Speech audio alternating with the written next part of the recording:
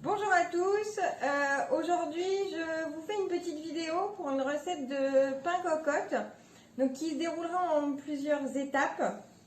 Alors dans mon bol de robot, j'ai 500 g de farine. Alors logiquement il faut utiliser de la farine T65. Si vous n'en avez pas, utilisez celle que vous avez, ça ira. On va avoir besoin du crochet pour le robot. Ici j'ai 300 ml d'eau tiède, 10 g de sel. Alors moi j'utilise du sel de Guérande. Si vous n'en avez pas, c'est pareil, vous pouvez utiliser du sel fin. Et ici j'ai 25 g de levure de boulanger fraîche.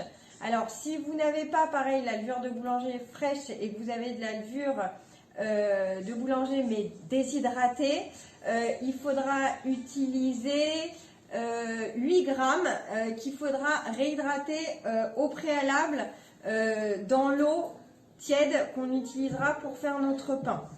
Alors, donc dans la farine, je vais venir y mettre mes 10 grammes de sel.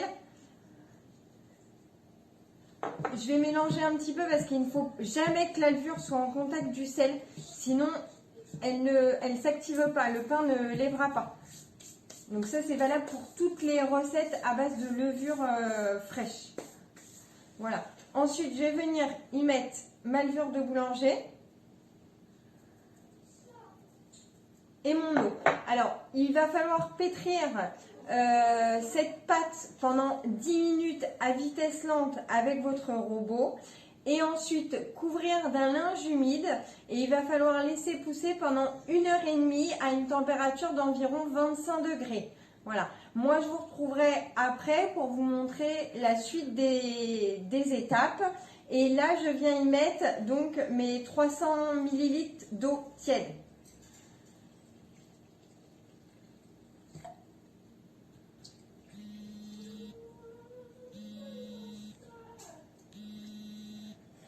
Voilà, et donc là je viens mettre ça à tourner, à pétrir avec mon robot et mon crochet,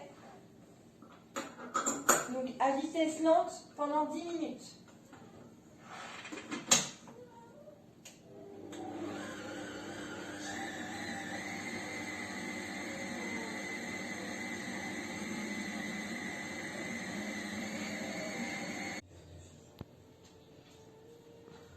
Alors voilà, donc après les 10 minutes de pétrissage avec mon robot, la pâte ressemble à ça.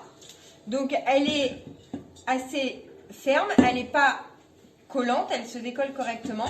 Donc là vous la laissez en boule dans votre bol que vous venez couvrir et donc vous laissez pousser pendant 1h30. Et on se retrouve tout à l'heure pour la suite. Alors, nous revoilà après 1h30 de temps de repos de la pâte. Voilà. Donc, ça nous donne... Bon, alors, elle a beaucoup gonflé, comme d'habitude. Donc, on arrive quasiment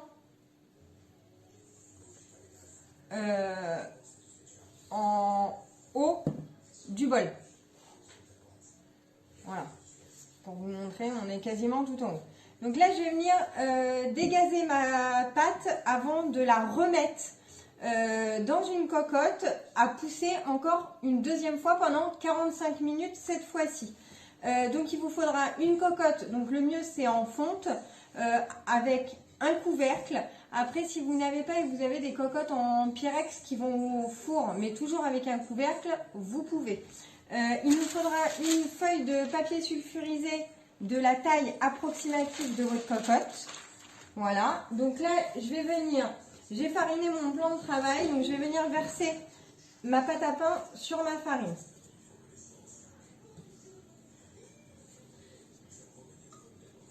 Donc vous inquiétez pas, elle rétrécit, c'est normal.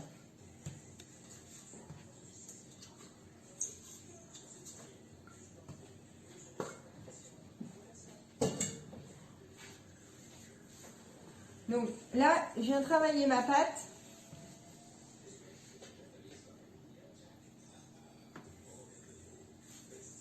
Pour enlever l'air que j'ai à l'intérieur.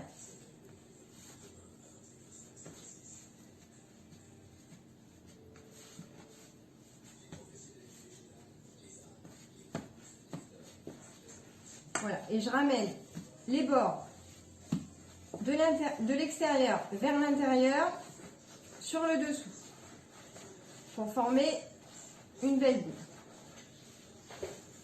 comme ceci. Ensuite, on va venir verser un fond d'eau dans notre cocotte pour faire adhérer le papier sulfurisé. Donc pas des litres et des litres, hein. C'est vraiment juste un fond. Voilà. Je viens y mettre mon papier sulfurisé.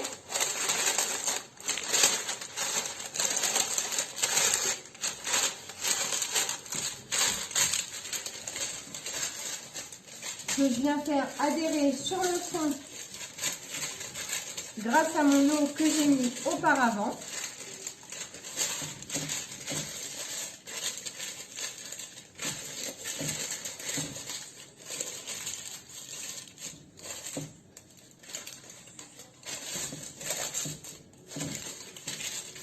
Voilà. Et maintenant, je viens y mettre ma boule de pain dans le fond. On vient la recouvrir par la suite d'un linge propre et on va la laisser pousser encore pendant 45 minutes.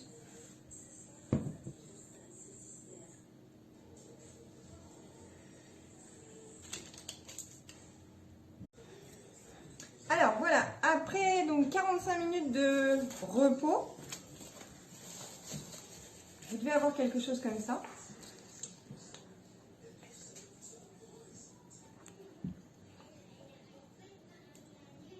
Voilà. Donc là, on va venir fariner légèrement le dessus de notre pain pour le lamer par la suite. Si vous ne voulez pas le fariner, vous pouvez, la farine, ça fait juste un côté un petit peu plus rustique.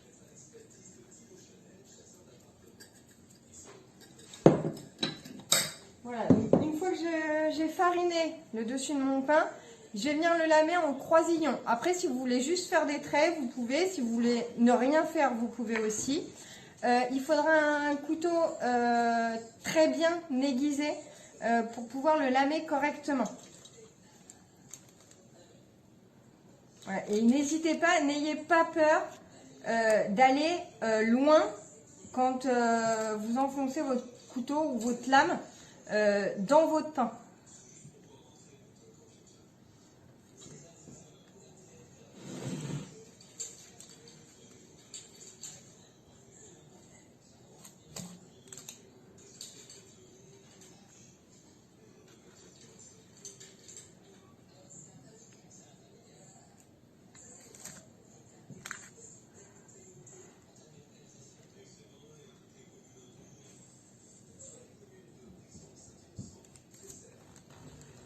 Voilà, donc là maintenant, je vais venir y mettre mon capot. Voilà, je vais venir ouvrir mon four à froid et déposer ma cocotte à l'intérieur. Et là, j'allume mon four à 220 degrés en chaleur tournante.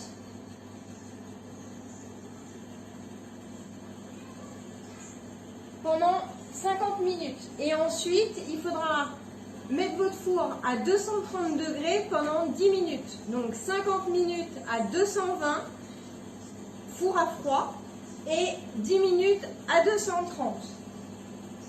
Voilà, donc après nos 50 minutes de cuisson à 220 degrés et nos 10 minutes à 230, on va sortir notre cocotte du four.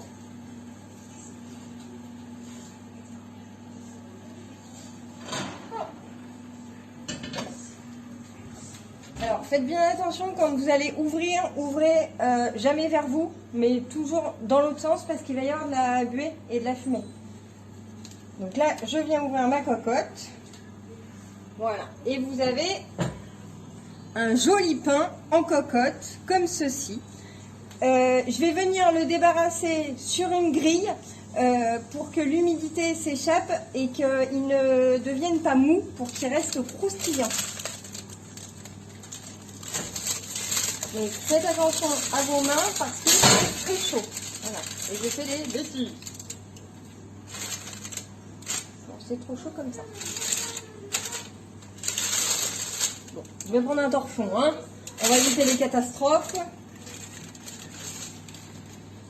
Voilà, et donc là je viens le déposer sur ma grille pour qu'il refroidisse. Et on l'entend, il croustille, il chante. Et ça sent bon.